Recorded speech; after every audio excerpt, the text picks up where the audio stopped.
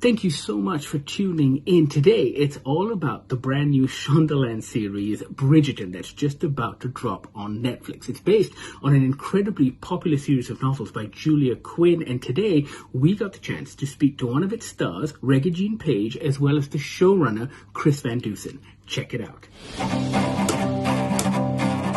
Hey guys, it's so great to talk to you today. I'm sure there was a lot of discussion about what the first Shondaland production is going to be on Netflix. And I was hoping if you could tell me why Bridgerton? Why a period romance? Yeah, for me, I fell in love with these books from the very first moment that I read them. They had all the elements I love, which is, they were sexy, they were emotional, they were funny, and all with this really delightful, charming family known as the Bridgertons at the center of them. It's about escapism and it's about love. And I think that those are two really universal themes that Shondaland audiences really embrace and that I embraced for this show. For sure. And of course, you guys do a very different take on it, which brings me to you, Regé. I was watching Bridgerton and it was so great to see such a diverse cast. It felt as if this was a reclamation or a reappropriation of the period romance. And I wanted to know what it meant for you being in this production.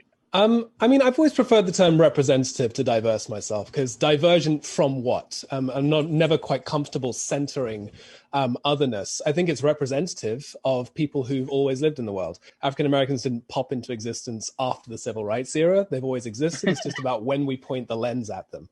And so likewise, you just swing the lens 90 degrees to the left and people of every hue and creed exist no matter what time period you're in, be it now, be it 100 years ago, be it 1,000 years ago. And I think that it's a very simple decision to make, to swing your lens around and include more people in that frame. And that's what we did. And it pays off because it's just a lot of fun. Thank you. I'm so glad. Chris, talk to me about the musical decisions, because I think when I was watching the first episode, and I think Ariana slips in, and I was just like, wait, am I hearing that right? And it was fantastic. It was great. So talk to me about the decisions in coming up with the music for these episodes. Finding the music for Bridgerton was definitely an evolution, and we actually found it in post-production. We tried a number of different things, but really, what it all came down to for us was that everything on the show is really told through our own unique modern lens. And, there's a contemporary sensibility to everything. And that goes for the music. It goes for the way we cast the show, the tone of the show, the look of the show. It goes for the way we edited the show. And it's, even though we're set in the 19th century, you sometimes forget that because there are these modern references and, there are these amazing songs that you hear.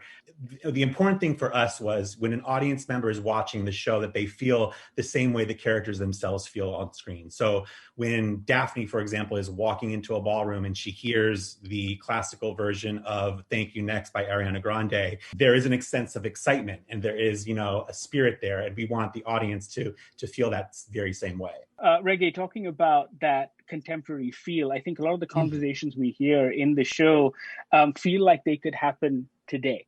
And I was wondering whether, as an actor, that was difficult for you, because on the one hand, you're playing a part in a period piece, but yet again, you're speaking with modern sensibilities to a modern audience. And what was that like, getting into that headspace? To a degree, I don't think it's difficult because people are the same. It doesn't matter what time period you're in. People have the same hearts, the same desires, the same frustrations. Chris has talked about this being a story about finding your identity, about finding a sense of identity, how to become the truest version of yourself in the world, how to learn to live and love. And this is universal, whether it's the 21st century or whether it's the 18th century.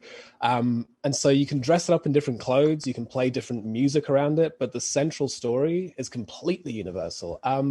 So no, I don't find that particularly challenging. It's about finding out how you can overcome what restrictions society places on you, what expectations your family have of you, what role you're expected to play in a family or in society. And that's kind of the same the whole way through. You just use the setting to express that so we can see where we've moved, how the conversation has developed and how it hasn't, and to better see ourselves through that kind of mirror lens.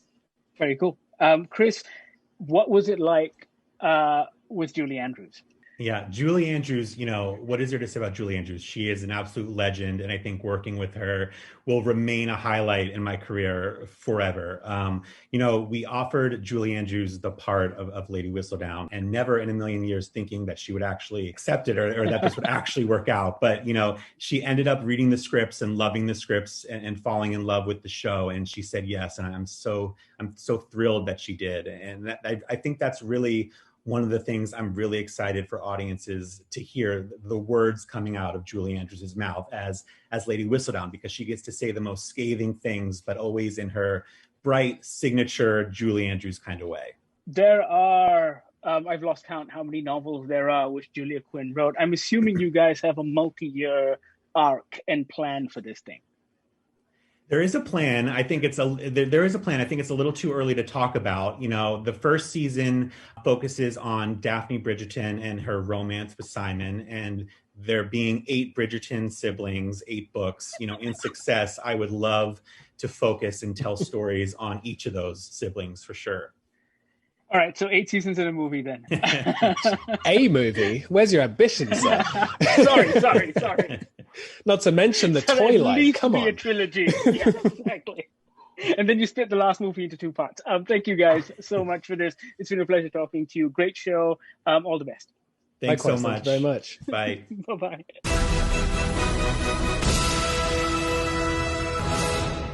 Thank you so much for watching. If you like that, don't forget to check out our other videos. There's a whole bunch of them. Also, like, comment, share.